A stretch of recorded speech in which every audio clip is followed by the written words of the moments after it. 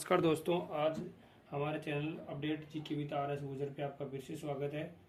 हमने देखा था कि हम जो हमारी जो दिशा पब्लिकेशन की सीरीज चल रही है, ओल्ड क्वेश्चन पेपर जो एग्जाम में पिछले एग्जाम में आए हुए हैं, उन्हीं को आगे बढ़ाते हुए आज हम फिर से इसका अध्ययन करना प्रारंभ करते हैं। तो देखो, पहली क्लास में डाल चुका हूँ, उसमें आपका अच्छा प्यार मिला, मुझे रेस्पॉन्स बहुत अच्छा रहा और आगे भी इसका जारी रहे। तो इसके लिए मैं आपको ये क्वेश्चन जो इस किताब का 22वां संस्करण है, जो अभी आया लेटेस्ट, उसी को पूरा करवा रहा हूँ। इसमें RBSE कक्षा 6 से 10 तक की जो राजस्थान बोर्ड की किताबें हैं उनका भी सार है। तो इसके अंदर हम ये जो क्वेश्चन देख चुके थे उनके आगे क्वेश्चन हम देखते हैं।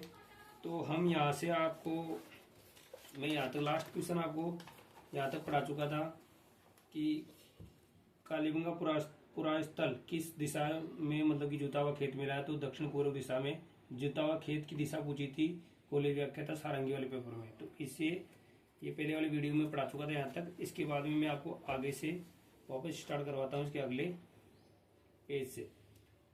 तो देखिए, इसके अंदर निम्नलिखित में से अगला क्वेश्चन है कि निम्नलिखित में से किस स्थल से उत्खनन अग्नि वेदिकाएं मिली थी।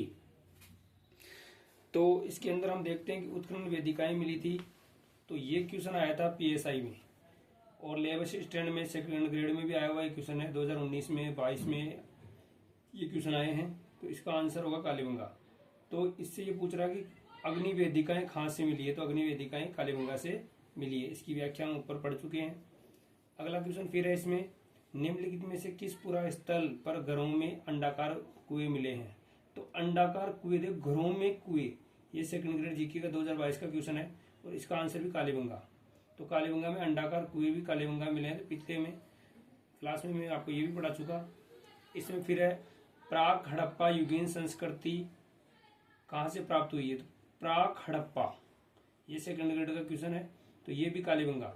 जो प्राक हड़प्पा संस्कृति मिली है तो उसके अवशेष जो भी मिले हैं वो कालीबंगा से ही मिले। यानी हड़प्पा जो सभ्यता है, जो सिंधु घाटी सभ्यता का पहला स्तर माना जाता है, उससे भी पहले मतलब कि कोई सभ्यता प्राक हड़प्पा, तो वो कालीबंगा से इसके अवशेष मिले हैं। अगला क्वेश्चन फिर है कि कालीबंगा क्षेत्र में से कितनी अग्नि वेदिकाएं प्राप्त हुई थी। अग्नि वेदिकाओं की संख्या पूछी है, महिला प्रवेशक का क्वेश्चन है, तो इसका आंसर होगा साहब 7। अब ये अग्नि वेदिकाएं 7 अग्नि वेदिकाएं मिली है। देखो, एक ही फर्स्ट ग्रेड के अंदर क्वेश्चन आया था, उसमें ये पूछा गया था, इन्होंने ये कहा था कि जो कालीबंगा के मतलब स्तर कितने, तो वो 5 है, परंतु यहाँ अग्नि वेदिकाओं की संख्या पूछी है तो याद रखना 7 है। तो ये क्वेश्चन थोड़ा इस तरीके से है, बहुत अच्छा क्वेश्चन है। अगला कौन सा एक कालीबंगा सभ्यता से संबंधित नहीं है, तो संबंधित नहीं है, थर्ड ग्रेड का क्वेश्चन है 2023 में। मिट्टी की ईंटों के घर, लोहे के उपकरण, दुर्गीकरण, अग्निकुंड। तो देखो, मिट्टी के ईंटों के घर तो कालीबंगा से खूब मिले हैं, अग्निकुंड भी कालीबंगा से मिले हैं, दुर्गों का अवशेष मतलब कालीबंगा को 2 भागों में बांटा गया, तो दुर्गीकरण भी मिले हैं। तो यहाँ से लोहे के उपकरण नहीं मिले, कि लोहे की सभ्यता नहीं थी, तो लोह के अवशेष यहाँ से नहीं मिले हैं। अगला क्वेश्चन फिर है, निम्न में से कौन सा पुरावशेष कालीबंगा से संबंधित नहीं है। तो वो ही बात है कि संबंधित कौन सा नहीं था। दुर्गीकरण है, शैल चित्र, अग्निवेदी, मर्दबांड। तो अग्निवेदिकाएं तो मिली थी, मर्दबांड जो रंगे हुए बर्तन वगैरह मिले हैं, चित्रकारी वगैरह, तो मर्दबांड भी मिले हैं, शैल चित्र नहीं मिले साहब कालीबंगा से। तो इसका आंसर भी सेकंड हो जाएगा, शैल चित्र यहाँ से नहीं मिले। ये PTI के अंदर क्वेश्चन आया हुआ था, इसकी व्याख्या ऊपर पढ़ चुके हूँ। अगला इसमें क्वेश्चन है, निम्नलिखित में से कौन सा कथन कालीबंगा सभ्यता के विषय में सही नहीं है। तो काफी अच्छा क्वेश्चन है CET के अंदर, और काफी अलग से क्वेश्चन आया कि कालीबंगा से ऊंट की हड्डियों के साक्ष्य मिले हैं, कालीबंगा के से प्रथम अंकित किए गए भूकंप के साक्ष्य मिले हैं, कालीबंगा की खोज इटालवी एंडोलॉजिस्ट लुई पियो टेस्टोरी ने की थी, प्राक हड़प्पा अग्निवेदियों के साक्ष्य मिले। तो पहला तो सही है कि कालीबंगा से ऊंट की हड्डियों के साक्ष्य मिले हैं, बिल्कुल मिले हैं।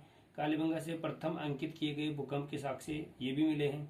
और कालीबंगा की खोज में पहले वाले वीडियो में पढ़ा चुका हूँ, एक इटालवी या इटालियन इंडोलॉजिस्ट लुई पेस्टिटोरी थे, उन्होंने की थी। और प्राक हड़प्पा अग्निवेदियों, तो प्राक हड़प्पा में अग्निवेदियों के साक्ष्य कालीबंगा से नहीं मिले। हाँ, अग्निवेदियां मिली है, परंतु प्राक हड़प्पा से अग्निवेदियों के साक्ष्य कालीबंगा से नहीं मिला। तो इसका आंसर डी हो जाएगा।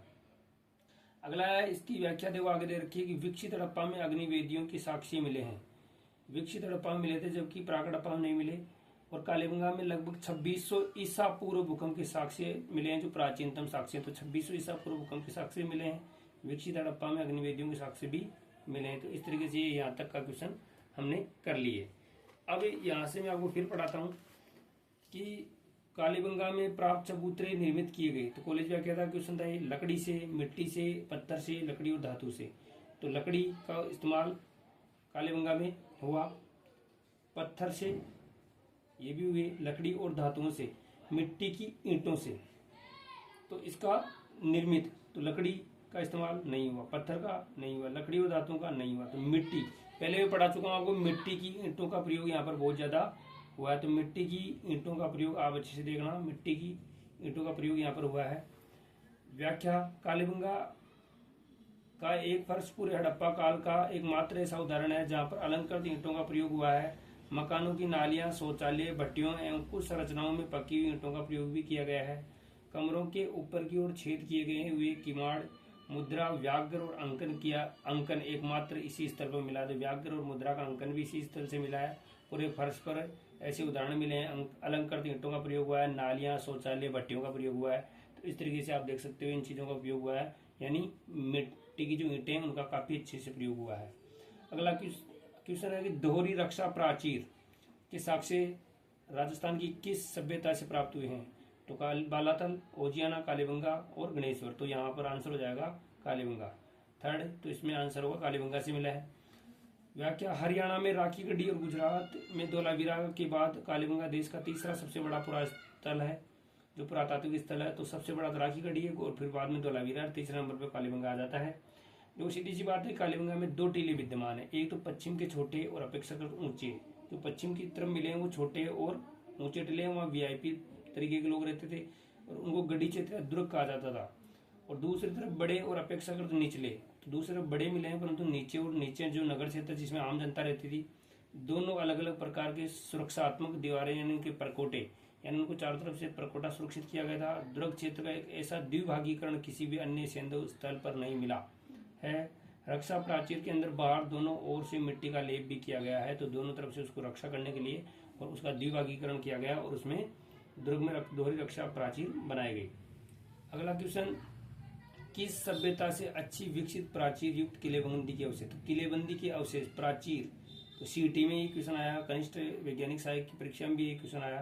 तो इसका आंसर भी होगा कालीबंगा। कहाँ से मिला, कालीबंगा। तो दोहरी और प्राचीर युक्त किलेबंदी के अवशेष भी कहाँ से मिले, कालीबंगा। तो कालीबंगा काफी इंपोर्टेंट पार्ट है हमारे उसका। कालीबंगा से निम्न में किस फसल के अवशेष प्राप्त हुए। तो जौ, सोयाबीन, रागी, चावल। तो इसमें आंसर हो जाएगा जौ, क्योंकि कालीबंगा सभ्यता, इस व्याख्या में आप देखिए, कालीबंगा सभ्यता के लोग गेहूं, जौ, चावल का प्रयोग करते थे। चना, बाजरा, सरसों के भी साक्ष्य मिले। यहाँ से कांस्य का दर्पण मिला, हाथी दांत का कंगा, सोने, मूंगे व सीपों के आभूषण आदि मिले हैं। तो इस तरीके से हमने देखा। तो यहाँ तक हम देख चुके हैं कि यहाँ तक हम क्वेश्चनों को पूरा कर चुके हैं। तो इसमें जो आंसर हो जाएगा, और यहाँ तक इसके क्वेश्चन यहाँ तक कर चुके हैं। अब वीडियो ज़्यादा लंबा ना हो तो इसके आगे का पार्ट हम आगे करेंगे। इस तरीके से मैं आपको पूरी किताब करवाऊंगा। इसके साथ एनसीईआरटी की बुक भी मैं धीरे धीरे स्टार्ट करने में हूँ, तो वो भी आपको मैं बहुत अच्छी तरह कराऊंगा। तो इस तरीके से आप पूरे नियमित रूप से पढ़ते जाएं। जय हिंद, जय भारत।